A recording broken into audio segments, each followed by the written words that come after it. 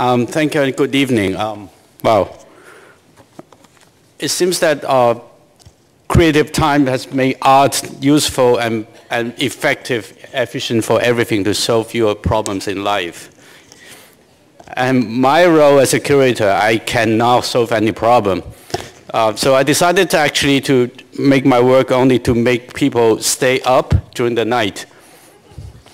That's the only function, I guess, public art can do when you are in the most intimate time, the private time. So art is all about, disturbing your life. So this is what I've been doing. I made a little selection of a few projects related to many other bigger projects. So I only selected the small portion that only happened at night. So why at night? Simply because I was told that, I think Giorgio Agamben said the contemporary person is the guy who never sleeps. So the contemporary is about, screaming out from the darkness. So I really believe that, to be contemporary, one has to wake during the night. So I'm going to, how can it work? Okay.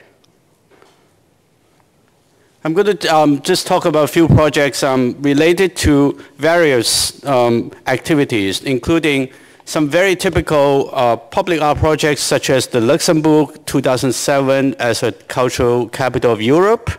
That I was curating a couple of projects for them as this program grows.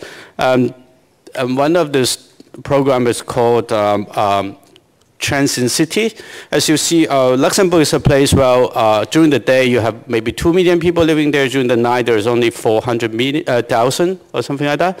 So the city actually changes from day to night. But interestingly, during the night there's a lot of secret things happening and we always forget.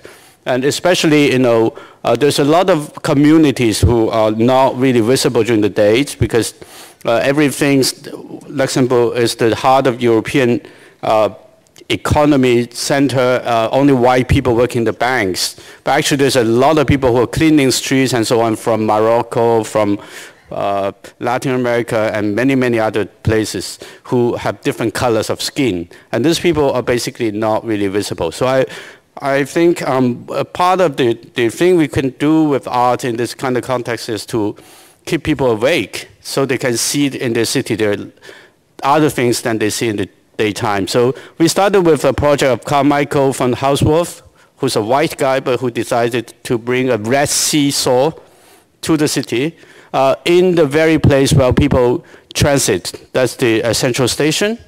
Well, usually during the in a railway station, you are not allowed to put any color because that would disturb the traffic, especially not red color. So after months of negotiation, we managed actually to project during the night the red color on the roof of the workshop behind the platforms. So that's been a very interesting gesture, very simple, but on the other hand, it disturbs the whole organization of the transportation system.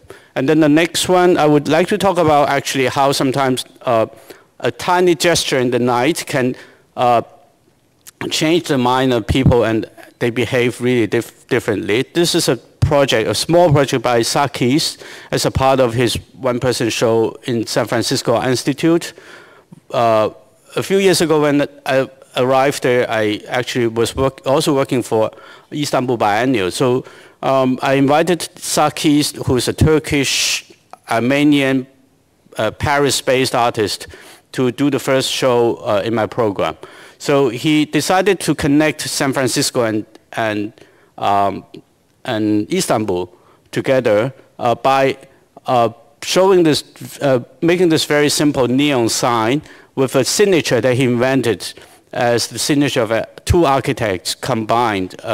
These two architects are the favorite people in his life. So the first one is Sinan, who's the one who invented this Ottoman-style mosque that has been really something very, very important for Turkish and also the Middle East architectural history. And then another one is Louis Kahn, of course, from America, who also has a important global impact, and especially in his own, Saki's own practice. So what is interesting here is not that only the piece itself, and also how the effect happened.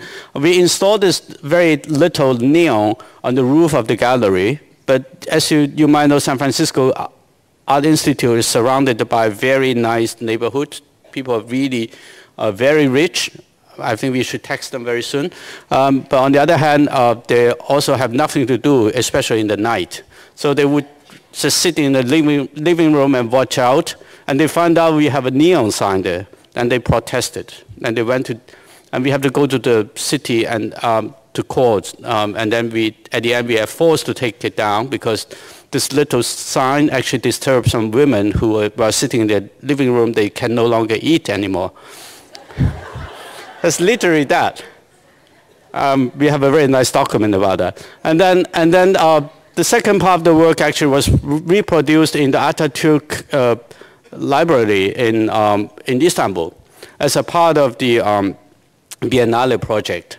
What is interesting is actually this work was almost ignored by all the people there because Istanbul is a place where people don't sleep, and there's so many things happening. Adding one more neon sign onto it, it doesn't really change anything. So that was a very interesting project, a failure, but in the meantime, hugely successful.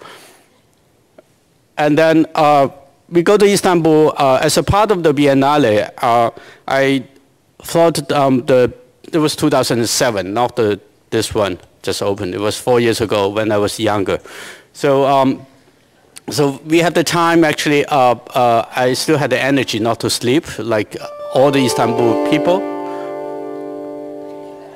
Great. So we did this project. One part of the project was called the Dream House.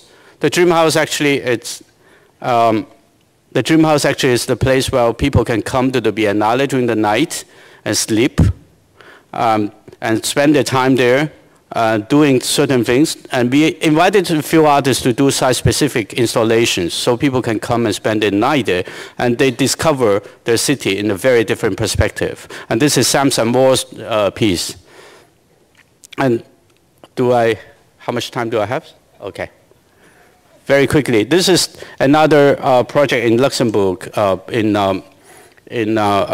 for this European capital project that, as I said, one has to, in the evening only, to discover there's a diverse communities living there. So Carlo Coa actually decided to organize this multicultural dinner in the very specific building.